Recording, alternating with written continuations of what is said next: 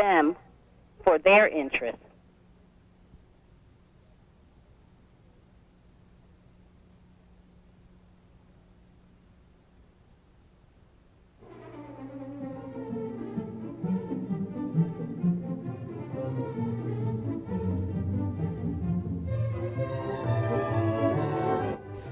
Up next from Jerusalem, a conversation with Uzi Landau, a member of the Israeli Knesset. He is a member of the Likud party and serves on the Knesset's Foreign Affairs and Defense Committee. In this interview, Mr. Landau discusses Israel's military and strategic situation in the Middle East and offers his views on what the region will look like after the war.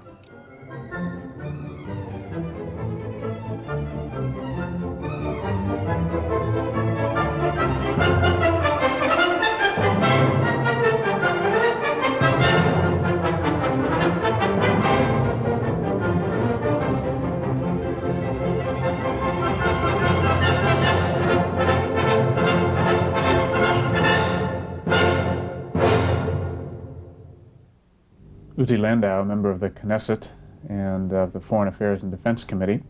You wrote in October 1990 in a paper on U.S.-Israeli relations that at the very time that Eastern Europe has turned to democracy and peace, the Arab world is undergoing the exact opposite process before our very eyes. Could you expand on that thought? Well, sure. The Arab world at the moment is plagued by two major streams. One is Arab nationalism, and the other one is Arab Muslim fundamentalism. These two streams are basically hostile to the West due to cultural and religious reason and history. They have far-reaching objectives to reach their ambitions. They would like to eradicate whatever Western influence there is in the Arab world. They wouldn't be so dangerous if not for the tremendous piles of weaponry which are accumulated in some of the Arab countries, in particular in some tyrannies such as Iraq, Iran, Libya, Syria, with unprecedented amount of quantity and quality. If you add to that also the development of non-conventional capabilities, obviously the West is going to face quite a foe. We should also add that some of these Arab countries control tremendous oil reserves, and some of them are also controlling major transportation routes for commercial reasons and other reasons. And if, God forbid, you would have the possibility for such an Arab empire to come into being, I would believe that also given the development of nuclear capability, the West in a number of years would become a hostage at the hands of some of these Arab tyrannies. It is interesting to see what basically is the meaning of the present American endeavor in the Gulf. If we could turn just to the map, which I have prepared. If Iraq or Saddam Hussein would not have been stopped here on the border between Kuwait and Saudi Arabia, he would have continued to march and take over Saudi Arabia too. In this case, shortly, we would have a combination of the countries of Iraq, Kuwait, and Saudi Arabia becoming a local superpower that controls 45%, almost half, of oil world reserves, controlling also the major arteries that combine and connect Australia, Asia, the African subcontinent with Europe, Northern Europe, and America.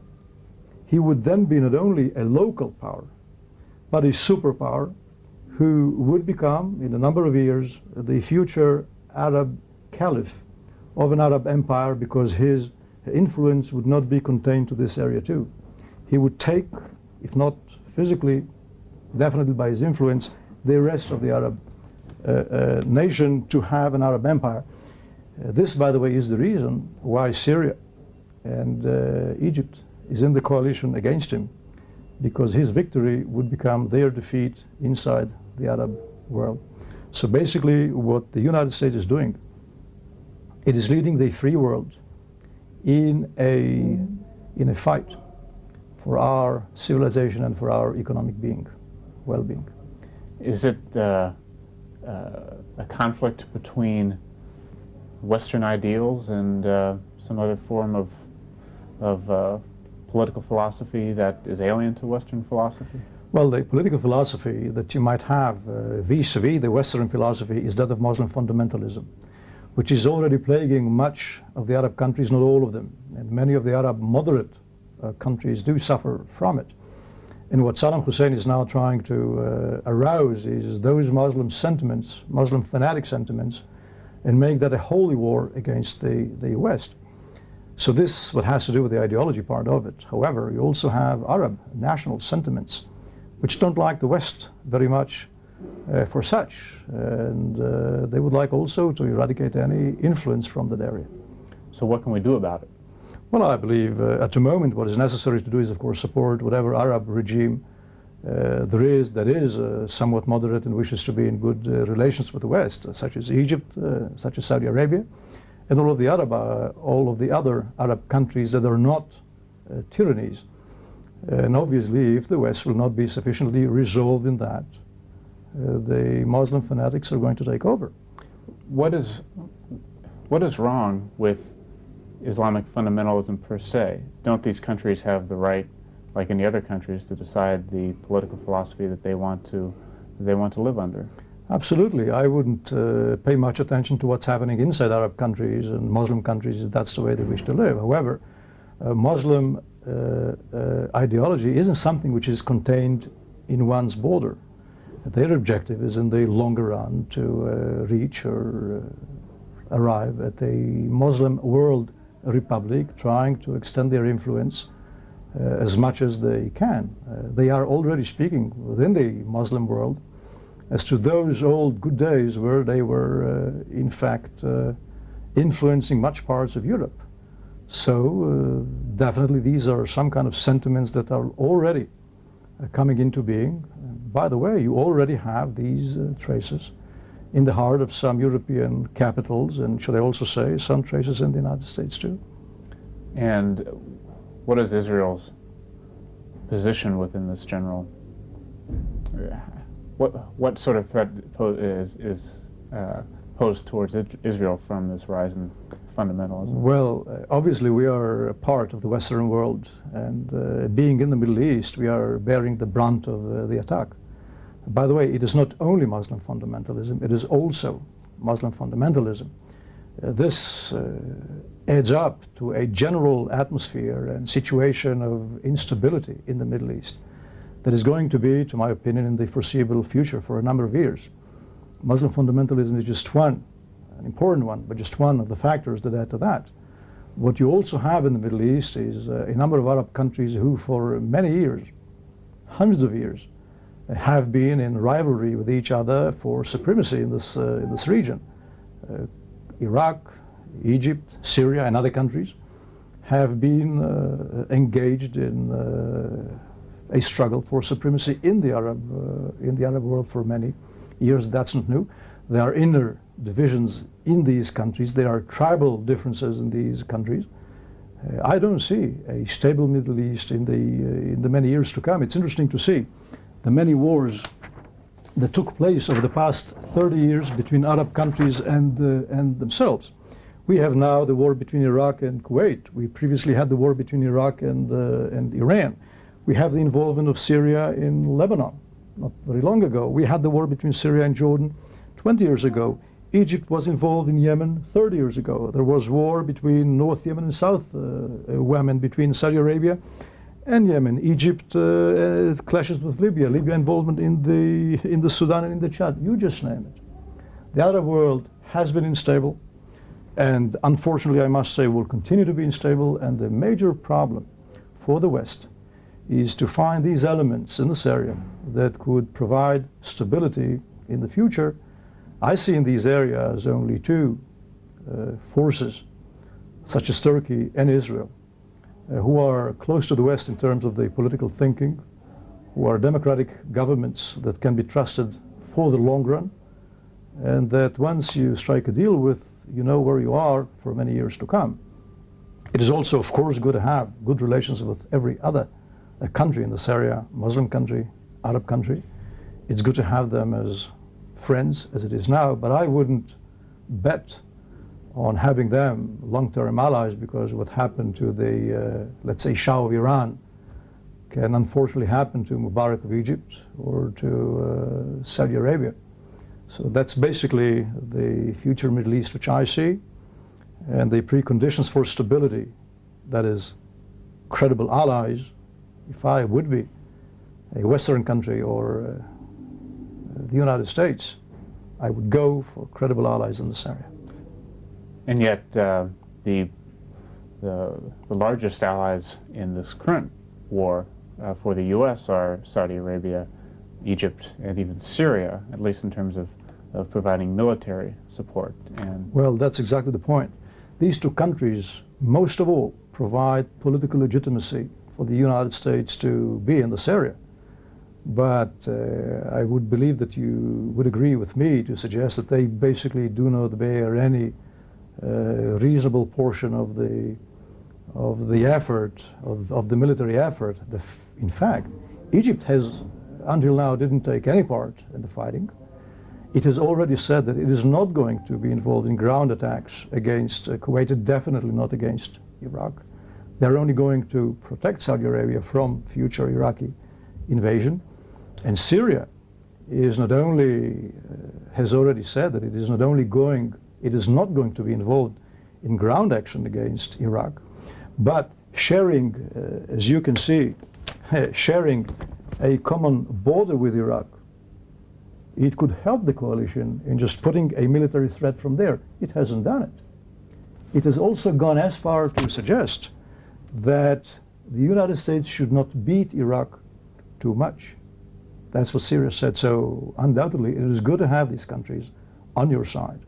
Political legitimacy is important, but really those who bear the brunt of the attack, it's the United States, it's Britain, and Israel too now pays a heavy price, as you can see. So allies, it's not Saudi Arabia or Egypt, definitely not Syria. do you think that this conflict and the U.S. involvement with countries such as Saudi Arabia and Egypt could potentially be destabilizing for those regimes themselves? If the war is going to be prolonged for many, many months, then obviously the chances for Saddam Hussein to undermine the regimes in Saudi Arabia, in Egypt, will increase. In fact, that's what he's trying to do, to arouse all those sentiments, either Muslim sentiments or Arab sentiments, in order to undermine these regimes. Until now, they were quite successful in repelling that, and I hope that this will continue. You said also in the paper that I referred to earlier, it's almost at the very beginning, you say serious deterioration in the relations between the two countries, Israel and the United States, constitutes a severe threat to Israel's security and economy. How would you characterize the relations between the U.S. and Israel right now? I spoke there that if the relations are going to deteriorate, obviously this is going to be the problem. We're going to have a problem. However, I believe that the relations between Israel and the United States are going to improve. And definitely with the new realities that are understood in the West much better now than before, I guess it'll be easier for us to make our point. We weren't surprised on any of the events that took place in here. However, it was quite difficult for us to explain ourselves in a manner that will be accepted in the West. One of the problems, I guess, that we confront in Europe and in the United States for that purpose is that in the West, the Arab world, people like Saddam Hussein are approached on the same footing as if they were living in Central Europe. The Middle East is different. In the Middle East, human life do not mean much. Human rights don't mean a thing. Written peace agreements aren't worth the paper that they are signed upon.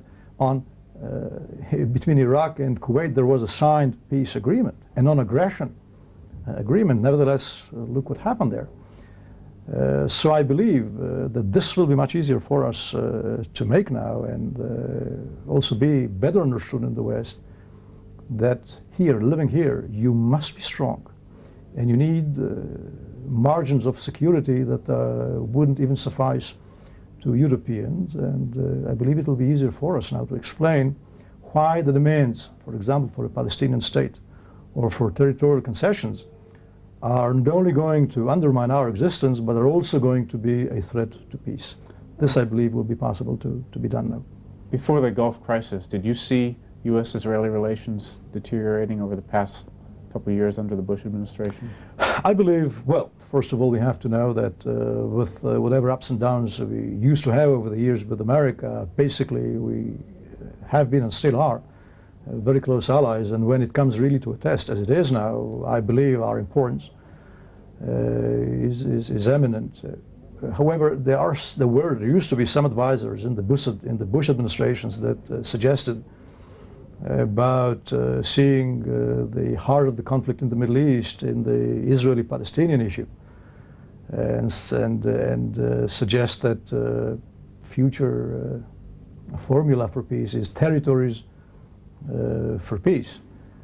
I believe now it will become much more clear that the heart of the conflict in the Middle East and the heart of instability isn't the Israeli-Palestinian issue, rather the instability among Arabs and themselves is inherent to the reality in the Middle East. Secondly, I believe it is becoming clear that the Palestinians are an additional problem, not a single problem in the Middle East. And having the PLO as the representative isn't going to make the area more stable and more peaceful. On the contrary, just imagine what would happen today if, God forbid, there would already be a Palestinian state. We wouldn't have suffered, let's say, from a number of missiles per night, 600 miles, 600 kilometers away from Jerusalem. We would rather have a mini Iraq in our backyard, throwing at us hundreds, if not thousands, of missiles, of regular gun barrage, mortar barrage that would have made life here impossible. If I can just pull your attention to the would-be such Palestinian state that is suggested, let's say, vis-a-vis Israel by Europe. It's not the American position. This would be the borders of a Palestinian state. The vast majority of our country, that's the red part, vis-a-vis the yellow Palestinian state, all of our coastal plains, highly populated area, where between 70 to 80% of all of our population is concentrated, would be under a constant, simple, regular military threat.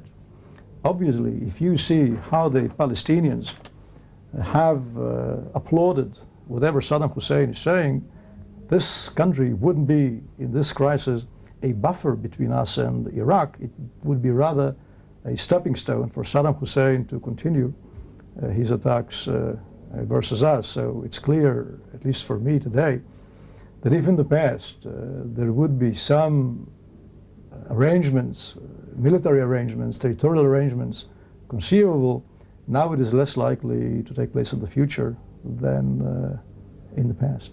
Just to follow up on what you were just talking about, you said that if there was a Palestinian state in the occupied territories, it would pose a threat, greater threat to Israel. A mortal threat. Mortal threat. That's right. Jordan is, I think, over 70% Palestinian, and it seems that Israel has successfully defended itself in the past 20 years since from Jordan. Wouldn't Israel be able to use its defense capabilities to defend itself against any sort of threat, even a state, a Palestinian state in the occupied territories? I think it is conceivable. Look now about the huge American deployment in the Gulf, which is having it not very easy against Iraq. But suppose if we would have had on our eastern front a military threat, what would be this military threat? In order to see this, I believe it is good to see what are the security standards that the West would like to have for itself, and then compare that to the security standards that we face, or that we would like to have. I've taken the Western position paper towards the negotiation for limitation of conventional forces in Europe that was prepared a year and a half ago for the negotiation between East and West, and this was the period before the Warsaw Pact was disintegrated. This position paper divides Europe into a number of countries, into groups and subgroups, and put ceilings on the amount of weaponry on each. I just arbitrarily chose the groups of the eastern group of countries consisting of Poland, East Germany, and Czechoslovakia. And vis-a-vis, on the west, we have West Germany, Belgium, Holland, and Luxembourg. What the European demand, just to ensure their safety, is to have no more than 8,000 main battle tanks in each of these groups of countries, and no more than 4,500 artillery pieces and 11,000 armored troop carriers. And this is what the West is demanding, having a strategic depth of between 400 to 500 kilometers. And this is the eastern threat which the West faces. When you come to Israel and the kind of the threat that we face, this is our eastern front. If you take the combined armies of Syria, Iraq, Jordan, Saudi Arabia, and by the way, there are additional Arab countries such as Egypt, Libya, Algeria, you just name it, you see that the total number of tanks that we face on our eastern front is close to 12,000 tanks. It's about 50% higher than what the Europeans allow. We have 8,100 artillery pieces, which is almost twice what the Europeans allow. If you also take the air force into consideration, the ratio is 1 against 3, not in our favor, in their favor. And if you look upon the strategic depth, we have it here 80 kilometers, 1/5 of what Europe demands for itself. And what I listened, you were suggesting that Israel will give up the hills of Judea and Samaria. He who controls them fully control the coastal plains. He would then be stripped of all of our security deterrents and whatever we could just have here in the Middle East to defend ourselves. I showed before the European security standards. In an era where peace agreements are signed between Eastern Europe and Western Europe, their economic relations, in the Middle East, it's a total different culture. You don't have in Europe those Saddam Husseins or the PLO terrorists. And I believe, given these conditions, what Israel needs is larger security measures, not less security standards than Europe. And that's why a Palestinian state in this area would not contribute to peace. It would rather be a stepping stone to this eastern front that we have to launch a surprise attack against Israel and then maybe really push us off the cliff into the sea. So there is an argument, I'm not sure if it applies or not, I'll ask you if it does, that you referred to the conflict between East and Western Europe. There's an argument that goes that despite the fact that there were large armies in both East and West, that a conflict there was never really likely because of the terrible cost it would bring to both sides. Can you apply that same argument to this region? Your map shows arrows from Jordan and from Saudi Arabia and from Syria and Iraq, of course. Is it realistic to expect in the near future that that Israel really is threatened by Saudi Arabia and Jordan, and even from Syria and Iraq, in the sense that its existence is threatened? Undoubtedly. If you would have asked, let's say, this question, the Kuwaiti regime a year ago, how likely is it that Iraq will attack Kuwait? They would have taken that with a smile. And they are Arabs. We are here in the Middle East. We are hated by the Arabs, by Iraq. Hey, oh, if there is any difference as to the general mood and culture that you could compare to Europe, under a European Western culture, you could have reached the agreement that you reached with the Soviets. Here, however, whatever agreement that you sign sometimes doesn't worth the paper that it is signed upon. And above it all, you really think that characters like Saddam Hussein care much for the safety of their own people? Do they care, let's say, if 1 million of their people would be disseminated in a war just to reach their own objectives? I guess that the attitude towards human life in the Arab world is totally different than it is in Europe. And let me suggest that if Israel would be today in the heart of Europe, a peace agreement would have long existed between us and our neighbors. And your last comment vis-à-vis Jordan, that we could have defended ourselves until now against this country, this is true. But this is true only until the point that Saddam Hussein have started to make threats. Jordan was too, until very recently, considered to be a Western ally. Look what happened to King Hussein of Jordan. Being squeezed by the threat of Saddam Hussein, he becomes his ally. And he won't be able to stop a Saddam Hussein wish to introduce Iraqi many divisions into Jordan in order to attack Israel. There is no way he could resist this threat, in which case the situation on our eastern front is totally, totally different. Do you believe that the threat exists now from any country that an attack could be launched against Israel that would seriously threaten its very existence? Well, as long as we shall be able to do what is necessary for our safety, I believe we shall be successful. But again, I don't think that our struggle here is just for our sake. I believe that we represent here extremely important Western interests, not only political interests, but also the interests of the civilization, of the ideals, of the values that we have been raised to believe in, that are also under attack in this Middle East.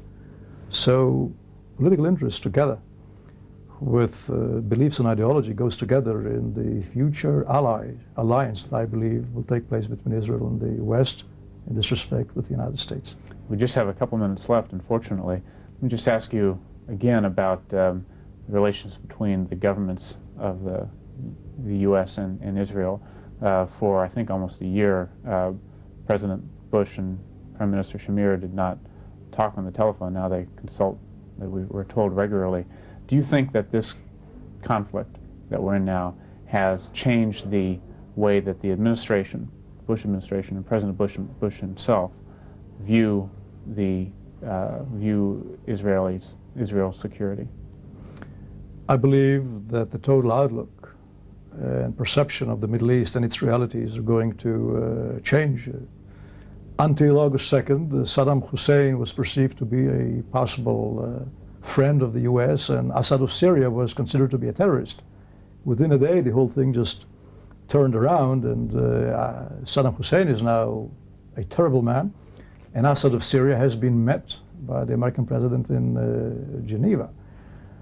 I believe that a foreign policy analyst in the State Department will now perceive the Middle East differently. And what I should also add to it, I believe that the basic relations Israel has with the United States has many facets to it, has many layers. We have and we would like to have a very good and close understanding with the administration. We have very close contacts with Congress, with American intellectuals, with the American Christian community, Jewish community, the media at large, and I believe one of our major goals at the moment is to make our point, bring this information of what the Middle East really looks like and what really is our importance here to the West as such. That's all the time we have, I'm afraid. Uzi Landau, a member of the Likud coalition, the ruling coalition here in Israel, and also a member of the Knesset Foreign Affairs and Defense Committee, of which he's chairman of the subcommittee on the defense budget.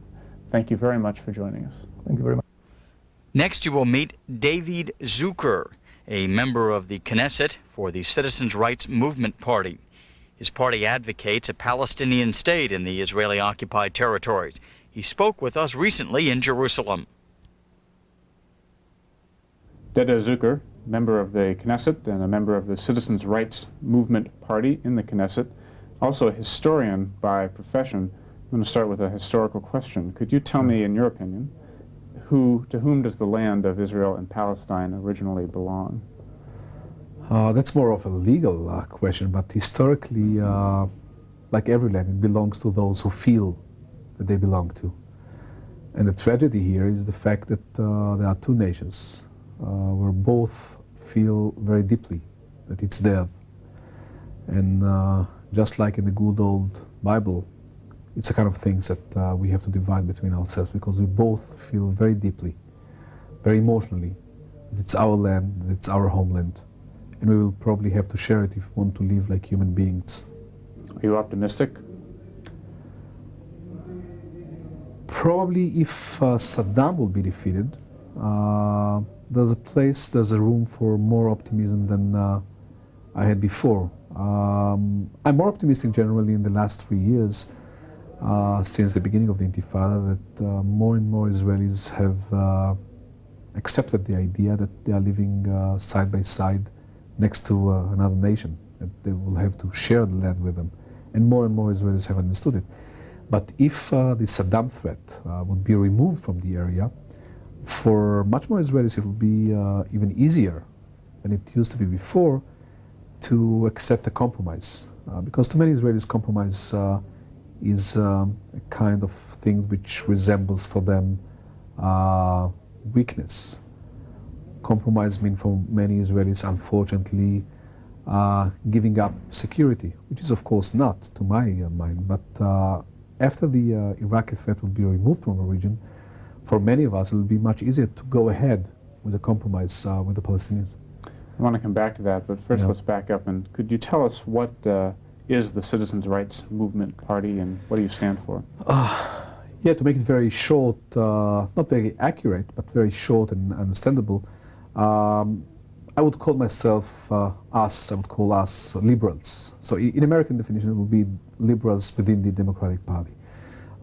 A party which stands for citizens' rights, just like the name, for basic freedoms, for a constitution, which Israel doesn't have, unfortunately, women's rights, minority rights. It's middle of the road in terms of economic policy, social democrats in European terms, and considered as leading, as playing a leading role among the peace camp in Israel, meaning supporting the right of self-determination of the Palestinians, supporting the idea of a demilitarized Palestinian state side by side with Israel. That's more or less a fair description of the party. And do you support a Palestinian state? Yeah, definitely. If this state would be demilitarized and the security of Israel would be ensured by that, we are warm supporters of this concept. Yeah. And would that state encompass all of the occupied or all of the West Bank? Most of it, yes. West Bank and Gaza, not only for their own good, but mainly for my own good, for our own security. I think that Israel should not try and swallow another nation. It's just impossible to swallow another nation which doesn't want to be swallowed. So yes, the future Palestinian state would have to be located in most of the West Bank and Gaza. Before the 1967 war, of course, Jerusalem was divided. Yeah. What's your opinion about Jerusalem? Probably Jerusalem, not probably, definitely Jerusalem would have to stay one city. And I think that even among the Palestinians there is no illusion now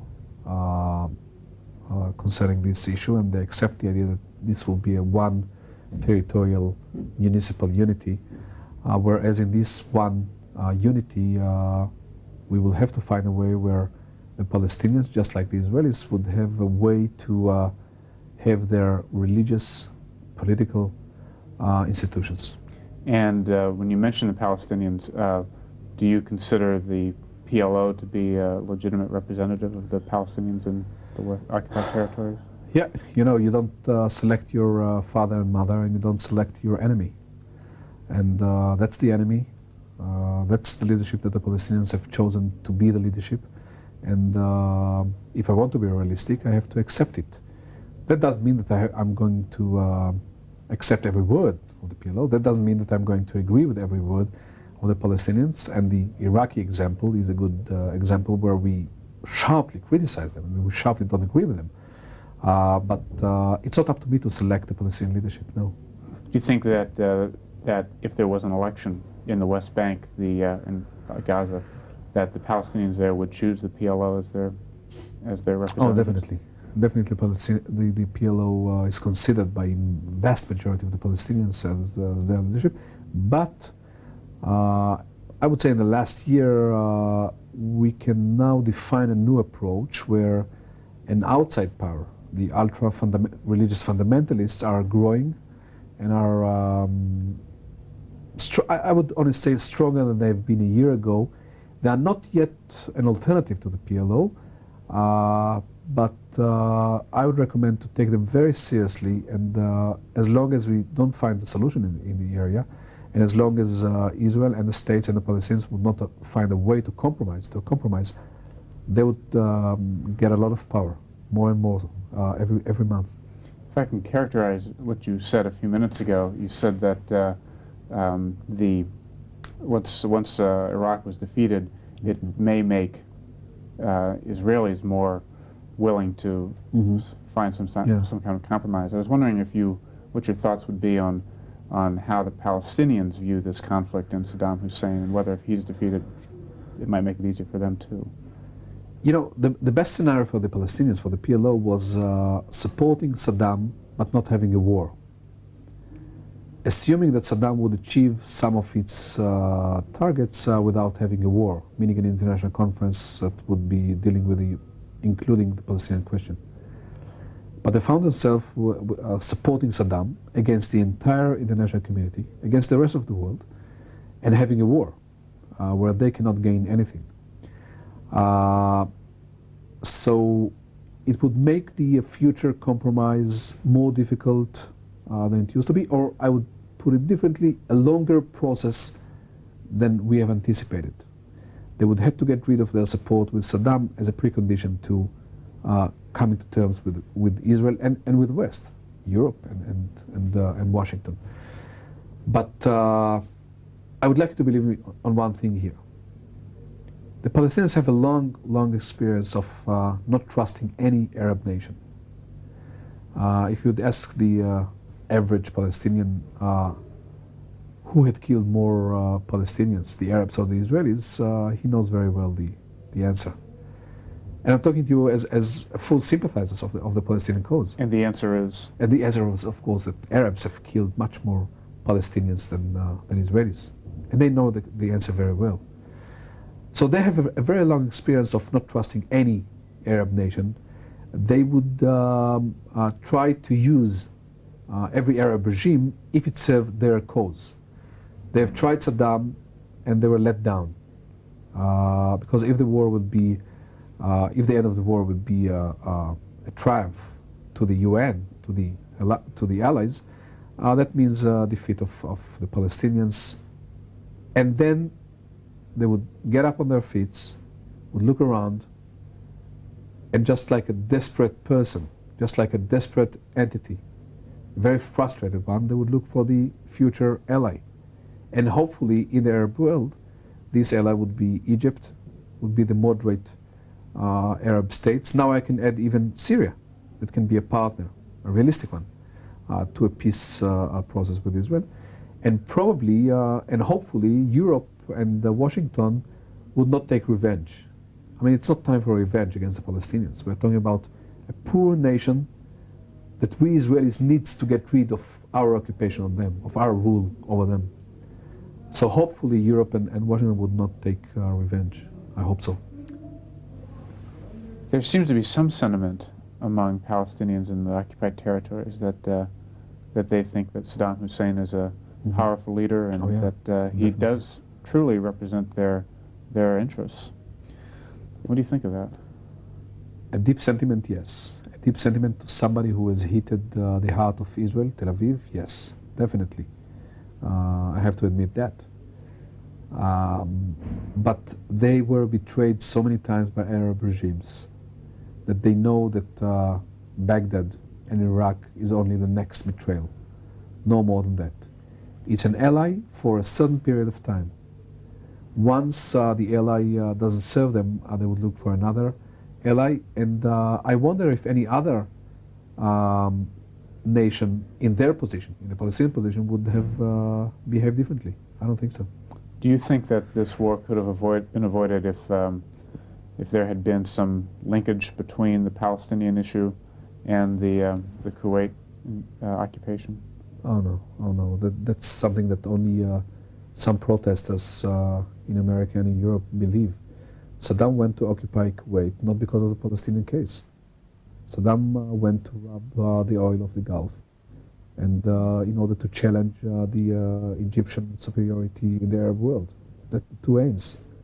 And the Palestinian case was the last thing that bothered him. but smartly, he used the Palestinian issue among the Arab masses. He knows that the Palestinian case, not among the regimes, but among the masses, is considered as the conscience of the Arab nation. And he is using it very eloquently. He knows that it brings him a lot of sympathy, not only among the Palestinians, and he's using it. And an international conference was not the idea before the occupation of Kuwait, and was not, therefore, a solution to get rid of Kuwait or to withdraw from Kuwait. So I'm sorry, you do or do not support an international conference? Oh. Set aside the issue of Kuwait. Set aside the issue, we were warm supporters of an international conference before and without any connection to the Iraqi-Kuwaiti dispute. And I still think that an international conference after the war would be ended, and not as a precondition to end the war, is an excellent opportunity for Israel if Israel would know how to use the opportunity.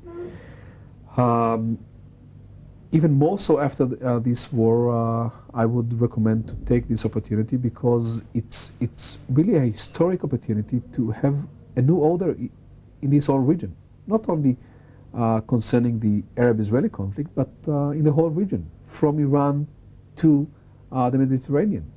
And I think that Israel should warmly accept the idea and believing that Washington would support and would not neglect Israel, just like the Americans are doing now. And I'm very happy with it. Just like the Europeans have not neglected the Israeli case now. And I really hope that a future international conference would be a vehicle, would be an instrument to ensure the security of all the states in the region, including a Palestinian state, and would be a chance for having a new economical order in the region and a new involvement of the West, of the industrial world here in the region. We only have a few minutes left, unfortunately. Let's just talk specifically about the Gulf War. Do you support this war? Once it is broken, I support the idea of smashing the military potential of Saddam. Whose interest is that in? You know, I would like to talk as an Israeli, not, in this case, only as an Israeli, even though I know that I'm a member of an international community, but as an Israeli, as a peacenik, as somebody who's, I mean, I've devoted all my political career to the peace issue. I think that we are the one who would gain out of it.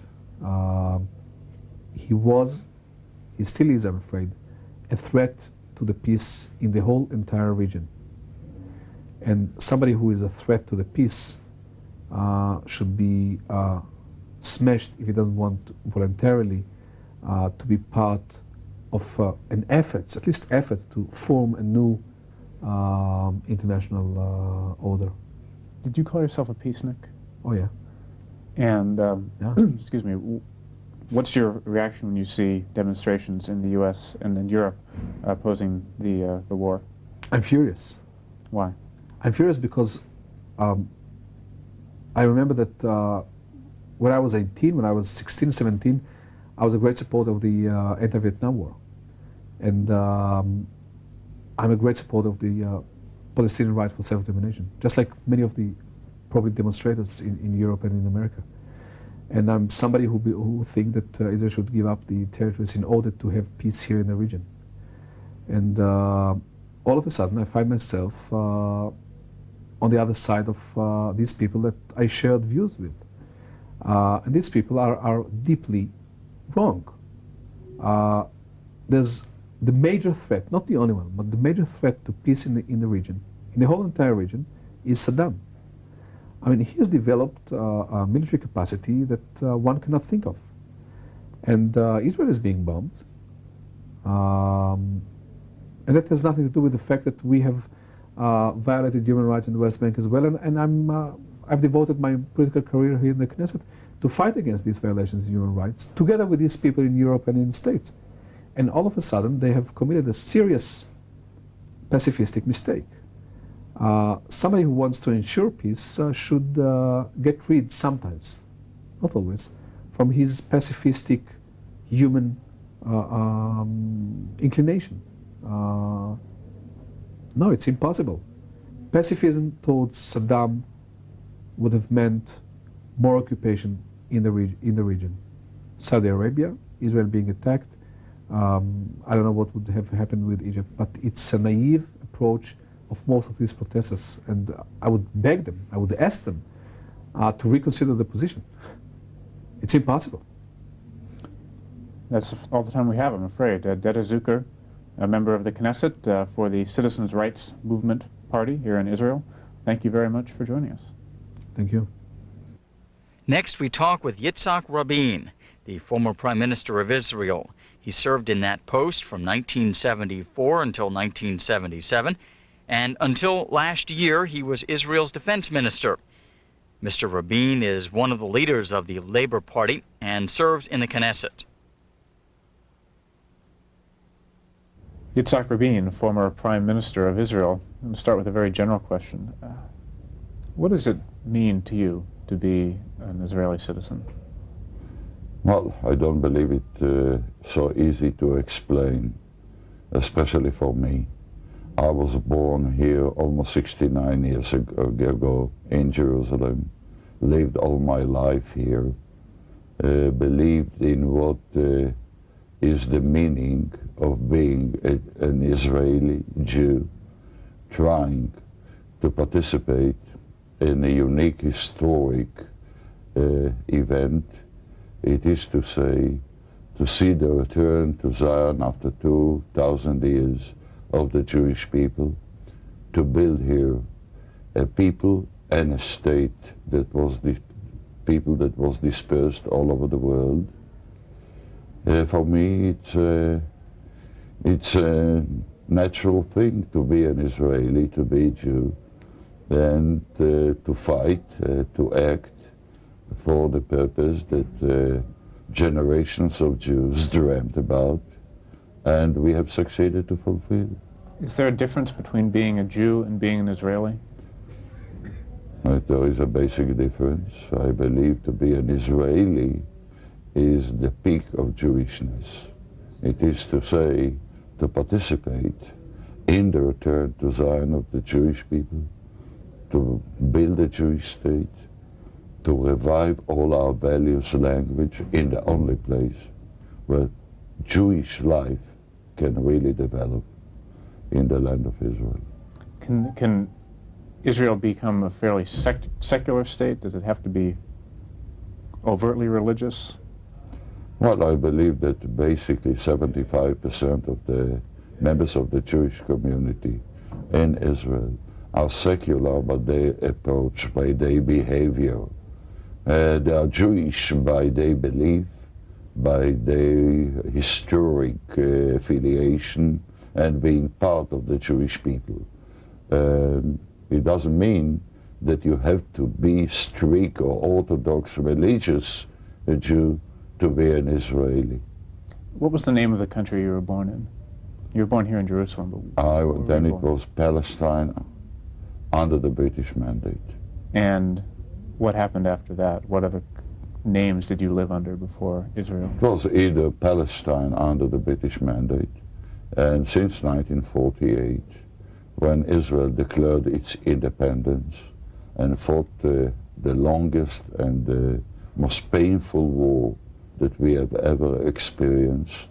In our war of independence of 1948-49, we lost 1% of the total Jewish population in killed. No doubt it was the dramatic, historic event in Jewish life, in my personal life too. Did you fight in that war?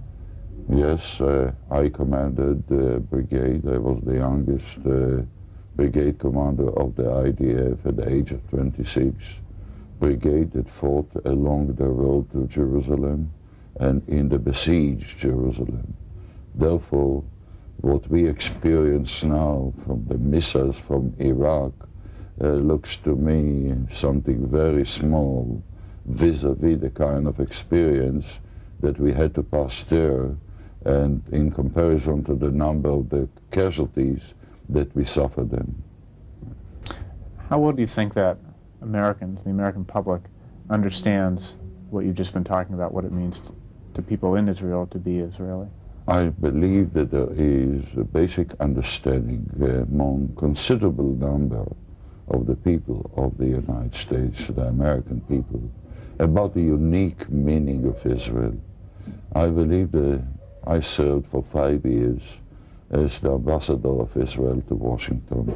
I lived in the United States during this period, had the opportunity to meet, to hear, to listen, to speak to many segments of the American people. I believe that I visited 40 states out of the 50 ones that are in existence, 50 that are in existence, and I felt that there is a basis of sympathy to Israel. First, the affiliation, the belief in the Bible, and what its values, its story, its meaning. I believe there is an understanding on the part of the American people about Israel as the only Western democratic country in this part of the world. And thirdly, I believe there is a deep appreciation for Israel, even though we are small, outnumbered by the Arab countries when it comes to population, arms, etc. It's the only country in the world which has never asked and will never ask for any American GI to shed one drop of blood for the defense of Israel.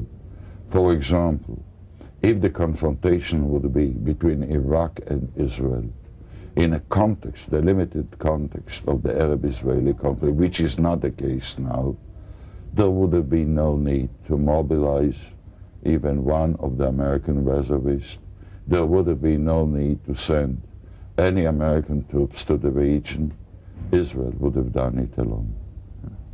Do you think that if it came down to it, America would be willing to fight for Israel? If you needed the help, would you say you don't? I don't believe that Israel is,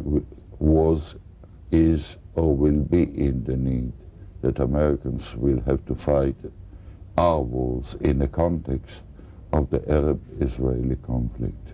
I believe this is the reason why the American people and all American administrations express their appreciation to Israel's readiness to do it alone by allowing Israel to get the means, the arms by which Israel will be able to do it alone.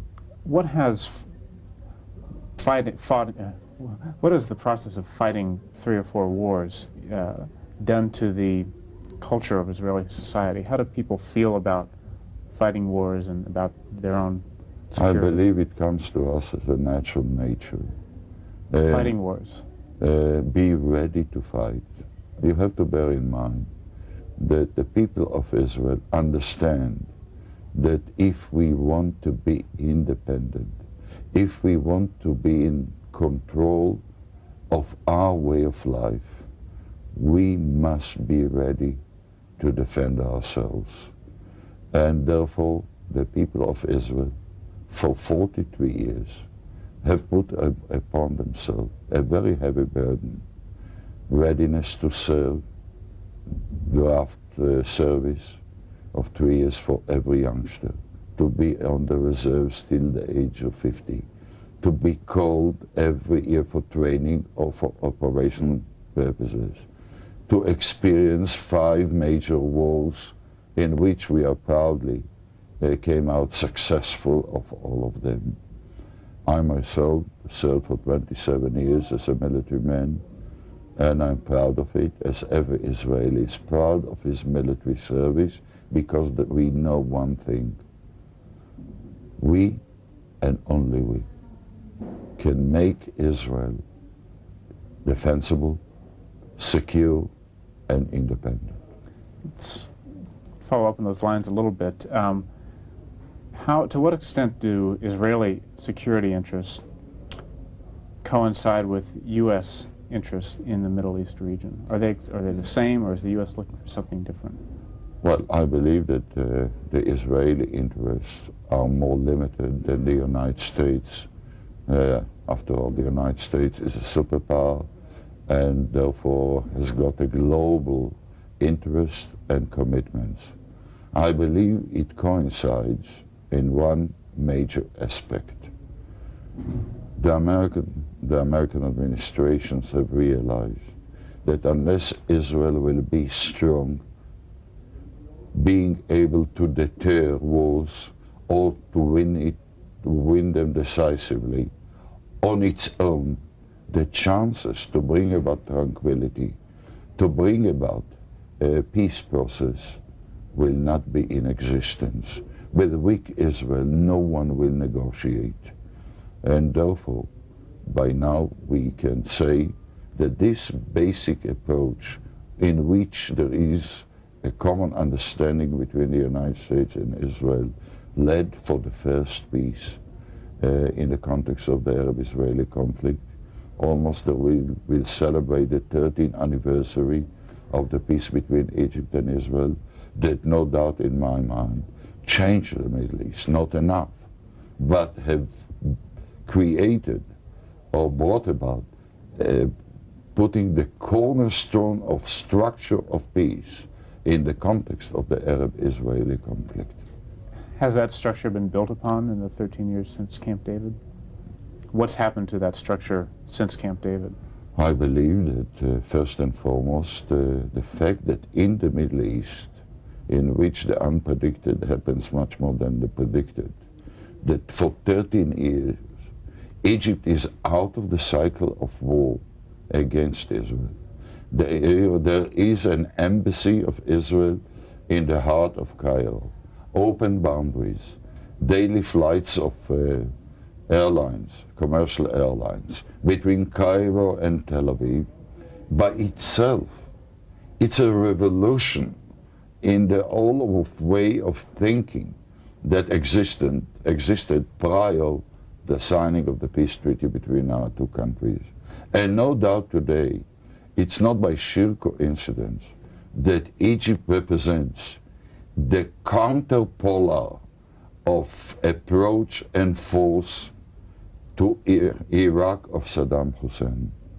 Egypt practically today symbolizes more than any Arab country the readiness to solve the conflicts in the region, the inter-Arab, the Arab-Israeli conflict, by peaceful means, not the way that Saddam Hussein has behaved by use of force, occupation, annexation, etc. Why haven't other countries followed Egypt's lead? Because Egypt was a very strong and is a very strong country. It had a unique leader in the form of President Sadat and now by President Mubarak that have realized that the course of war leads nowhere. And the real problem of the Egyptian people is not to fight against Israel, but to fight poverty, disease, and illiteracy. Has Israel done enough to make peace with other Arab countries? I believe that we have tried our best, and I don't believe that at the present there is anything that can be done till the victory of the United States and the international coalition against Saddam Hussein. Since I believe that this victory will be achieved, I believe it will change the whole Middle East, and it will serve as a clear-cut signal that aggression, use of force, imposition of your will by force on others, especially in this case of one Arab country on another one, will lead nowhere and will not solve the problem, the real problems of any one of the Arab countries' people. Are you surprised by this war? Are you surprised that we're at war with Iraq? No, I was not surprised. I was the Minister of Defense since the end of 84 till the beginning of 1990 for 5.5 years. I believe that the policy of the Western world including the United States, vis-à-vis the war between Iraq and Iran, was wrong. It was not a war between Saddam Hussein, that then was looked as the darling of the Western world and the monster in the personality of the Ayatollah Khomeini. I believed then that it was a war between two monsters, and the best for every part of the world would be then not to allow any one of the two to come out from this war with the upper hand. I believe the irony of history is that the victims of Saddam Hussein since August 2nd, 90, were those who practically made it possible to Saddam Hussein to come with the upper hand from the war against Iran. Saudi Arabia, that supplied the money, $50 billion, to Saddam Hussein to build his huge military infrastructure and military forces. The United States, that was the dominant political factor, preventing assistance to Iran, not to let Iran win, but to prevent Iran to lose the way that made Saddam Hussein megalomaniac as he came out of this war. Therefore, we had no illusions about the megalomaniac ambitions of Saddam Hussein. I can say that we warned the Egyptians, the Americans, toward the end of 89 and the beginning of 90 about these ambitions. Very few listened to us, and now everyone is aware. But let's leave the past and focus on the present and the future. I believe the elimination of Saddam regime from Iraq will be a new opening for a new era in the Middle East that will bring more tranquility and will enhance the possibility of solving many conflicts, inter-Arab conflicts and the Arab-Israeli conflict. Now, the stated goal of the coalition is simply to force Iraq out of Kuwait, not to eliminate or overthrow the Saddam Hussein's regime. Do you think that, in fact, the goal should be to replace the government there? No, I don't believe that there is a need to redefine the goal, but if you look the way that the military operation by the United States and its allies are carried out, you see that at the present, the main airstrikes are aimed about the infrastructure, military and strategic of Iraq. There is no yet any fighting in a real sense to uproot the Iraqi forces from Kuwait, but no doubt in my mind that unless this will be done, there will be no decisive result for the war, and there will be no achievements of the goals the way they were defined by President Bush and the United Nations Security Council. But to achieve it without bringing now a real deterioration of the present regime of Saddam Hussein in Iraq will be very difficult to be done.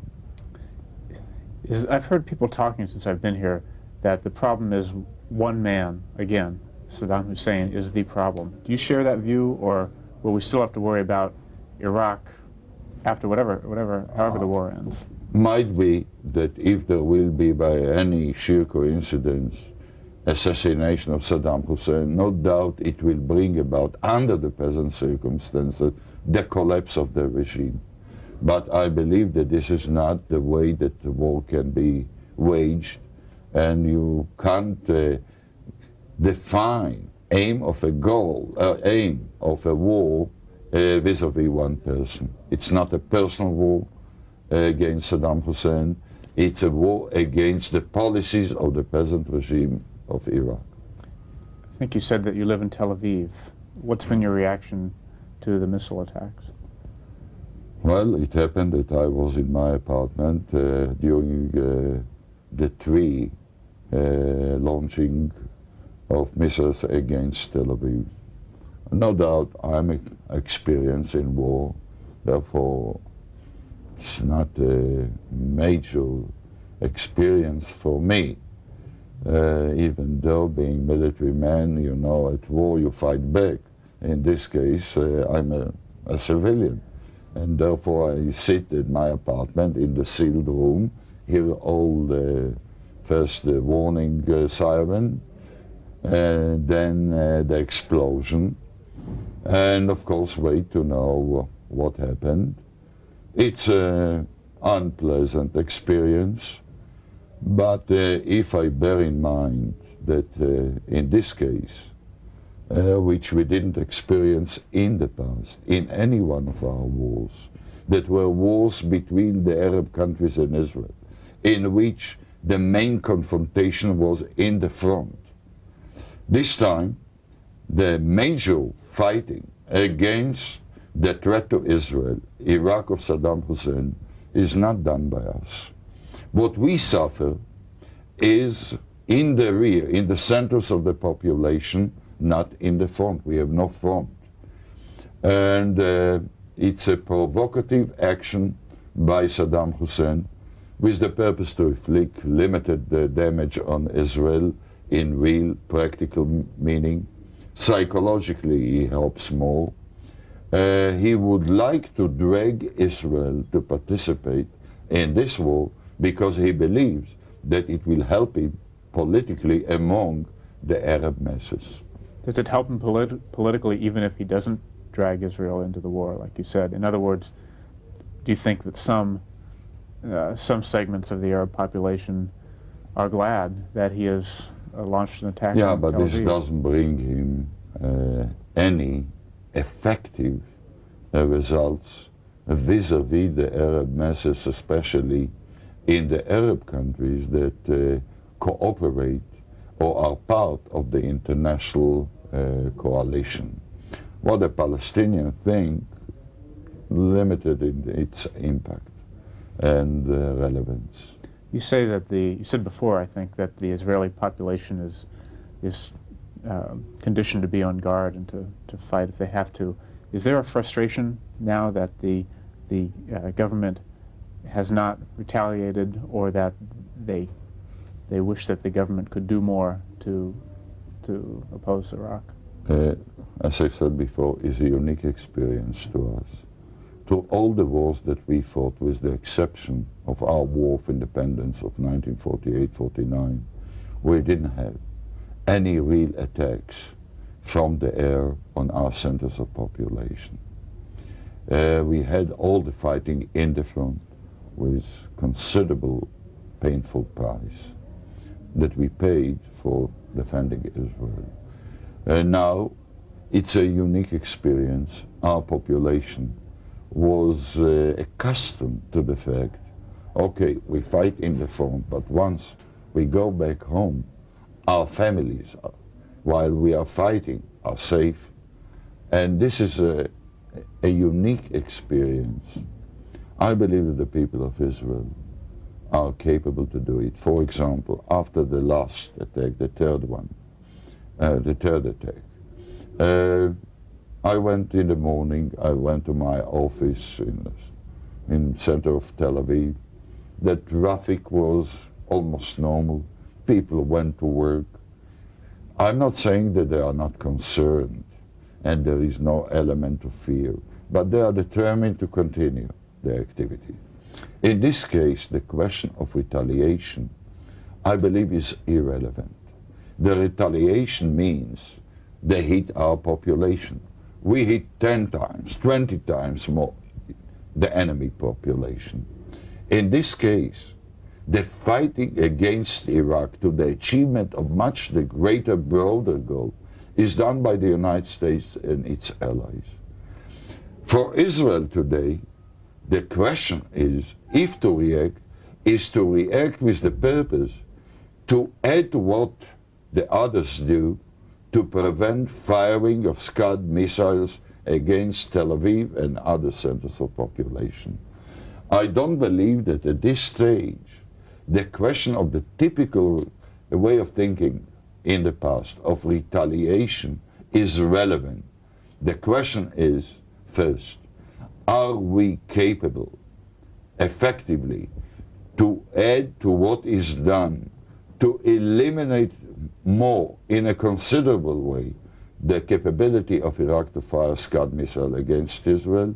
Second, since we are interested in the achievement of the wider goal, of the major purpose of the use of force by the international coalition, to what extent are taking an Israeli action to achieve this purpose will interfere in the capability of the coalition to stick together, etc. Therefore, it's a combination of military and a political question that at the present, I don't know the exact answer. I don't believe, bearing in mind that we support President Bush policy, the activities of the US Armed Forces, admiration for their capability, feeling in a way deep sorrow for those who were captured, the pilots that were captured. We know what does it mean to be prisoner of war in Arab hands, and we all our sympathy with them and their families, but will not be able, therefore, to do anything without understanding with the United States. We just have a few minutes left, I'm afraid. In that short time, could you give us your sense of what the Middle East is going to look like after the war, assuming, let me ask first, do you think that, that Saddam Hussein's Iraq will be defeated? And assuming that's the case, then how do things look after that? I believe it gives a very important and vital lesson to all the aggressors in this region. It will teach them that the use of force doesn't pay, leads nowhere. And whenever there is any conflict, the best way to solve it is around the negotiation table in peaceful means, and knowing that any achievement of a solution to a conflict calls for compromises on both sides. And does that include the Palestinian question as well?